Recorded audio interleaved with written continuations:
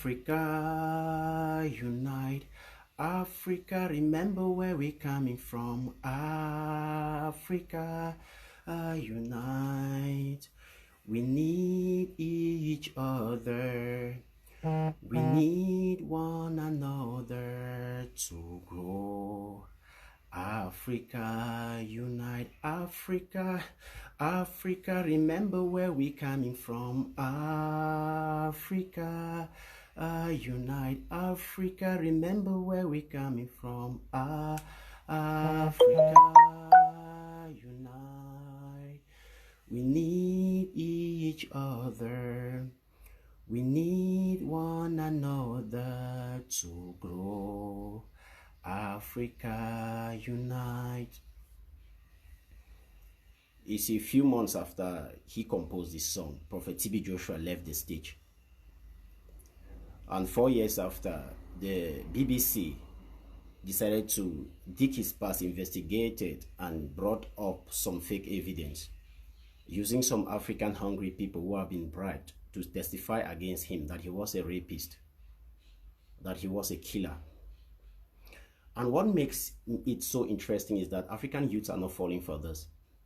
You must understand that the only reason why Britain is so interested about the past of Prophet TB Joshua is because the few months before he died, he started demanding for African unity. And this is the greatest threat to the enemies of Africa, both within and without. This is the reason why the heart of conscious African youths is so joyous, because when you go into the comments that were made under this video and this investigation, you understand that African youths mean business this time. It is really interesting and wonderful.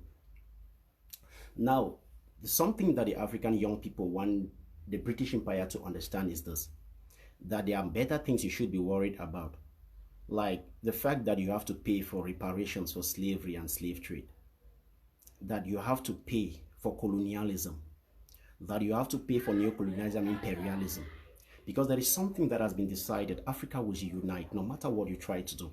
You know, you have ways of taking them out. I mean, genuine Pan-Africanists who are doing some work to make sure that our people are conscious and understand and come towards unity. But what you fail to understand is that you cannot kill an idea whose time has come. No.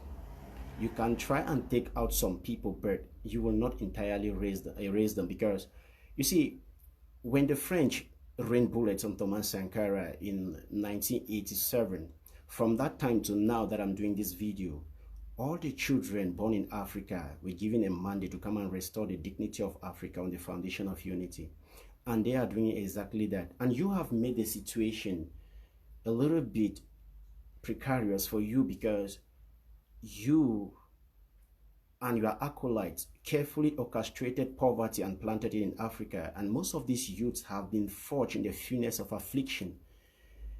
And this army is an army that doesn't necessarily share blood, but which is ferocious enough to make sure that Africa will become what it is supposed to be, because it is Africa's duty and mandate from the Creator to change the earth and lead the earth in the right direction. Because if you look at the systems of the world today, you discover that the leadership of the world is sick.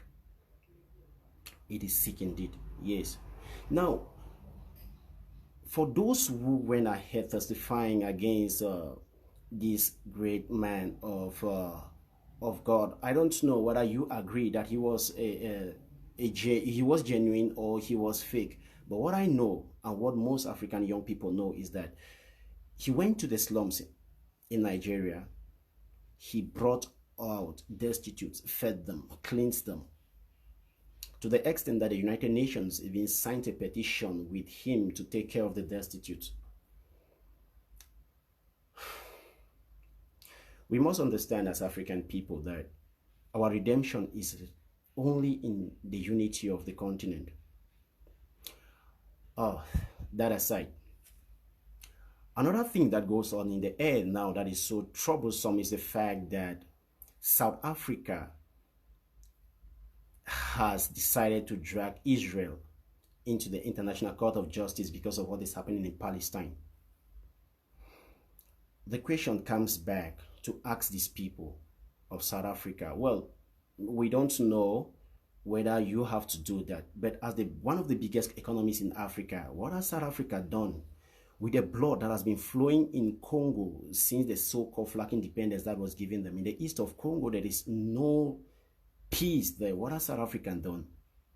What has South Africa done with what recently happened in the Sudan, where our people have been displaced and a lot of things are happening that can only break a genuine heart?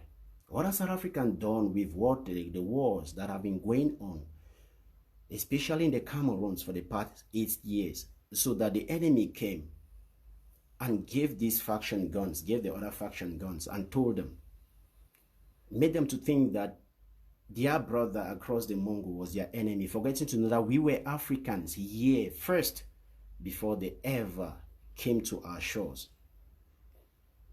It is so sickening because sometimes you sit on a TV set and you watch people who have titles like professors, doctors in political science defending this Western democracy that has been the first cancer that is destroying the continent of Africa. You see, there is a lot we have to do if truly we want a sane and developed Africa according to Agenda 2063 designed by the African Union. I'll go back to start asking South Africa that what has South Africa done to those who perpetuated the murder, the genocide that took place in Ivory Coast in 2010? Or what has South Africa done to those who orchestrated the war that started in Algeria from 1954 right to 59, and how much our people suffered over there? Is it not wise for us Africans to look internally and solve our internal problems first before looking externally? Because somehow it is not logical to me to understand how South Africa had to swim her way up right up to Palestine, crossing the Congo, crossing Somalia, crossing the Sudan, yet wants to seek solutions for what is happening in Palestine. I'm not saying that if Palestine is the victim, yes, she should not be supported. But sometimes it is said that charity begins at home. Another question that will go to the southern part of the continent is this: with all the misery that the black children are going through in South Africa, the land and the rest, what have you done about that? Is it not time that South Africa could lead Africa into creating their own judicial system in Africa? Making Africa have our own court systems, because you and I know, and it is something that a lot of young people of this continent understand, that the International Court of Justice was carefully put in place in order to persecute genuine Africans who will not follow the rules of neocolonialism and imperialism. You know of Laurent Gbagbo in 2010. Yes, he was dragged there. At the end of the day, what did he do? I would like you to answer that in the comment section. South Africa probably understands that slavery and slave trade is still happening in some states in Africa like Morocco, Libya, since the demise of Gaddafi. But what are they doing about this? I mean, black children like you and I are still being sold in the north of Africa to the Arabian War. What has South Africa and the so-called African Union done about this? You have to understand, as the young people of Africa, that should you dream to have a future in 5, 10, 15 years ahead, it is up to you to start doing something about it now. Yeah, you must not come in front of the camera and start talking like I'm doing, like the others are doing. But if you see videos like this, share them. Share them. Because somehow there's something inside that will awaken a brother who was asleep. Because you must understand that our biggest enemy in Africa is ignorance. And this was carefully planted in our mind by the colonial school systems and the religion the enemy of Africa brought here. Yes, that is the truth. I know a lot of people will not really like to agree with that, but with time, with the awakening, you'll get to understand why we must stick together or we shall all perish as fools.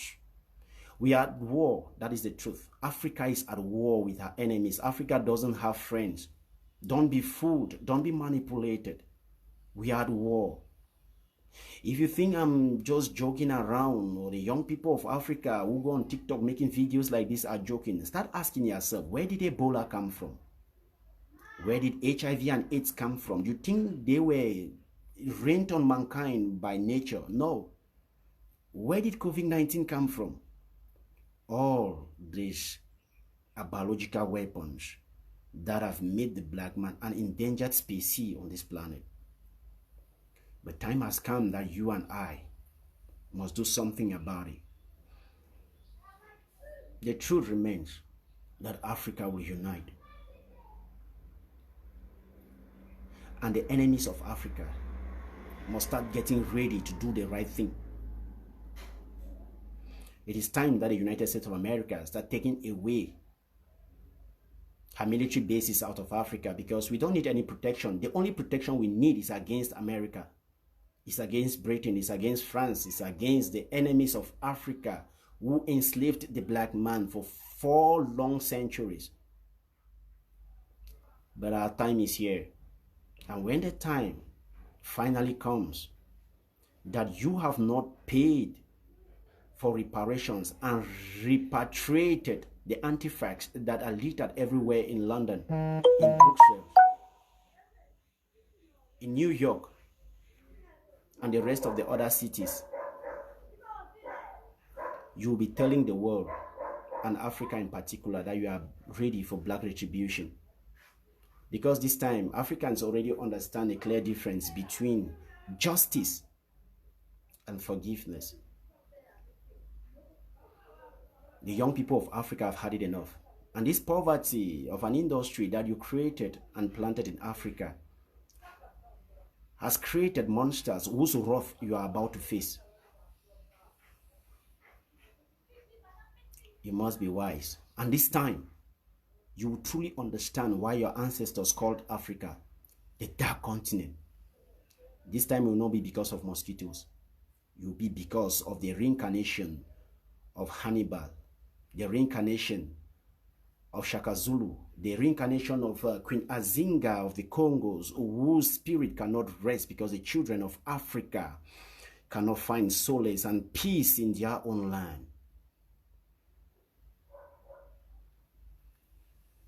All what I've said in this video is not meant to threaten anyone or do anything that looks stupid, but it's a promise. You have to know that our people have had enough. And if you were to watch videos that come from the Congo now and your heart does not bleed, know that there is something wrong somewhere. Africa is ours, and it shall remain ours. The young people of Africa have made up their mind that they will take Africa. Europe is preparing already for a physical war against Africa. We are preparing too. And this time, we shall prove to you that we are the fathers and mothers of humanity. Sha Amakwago.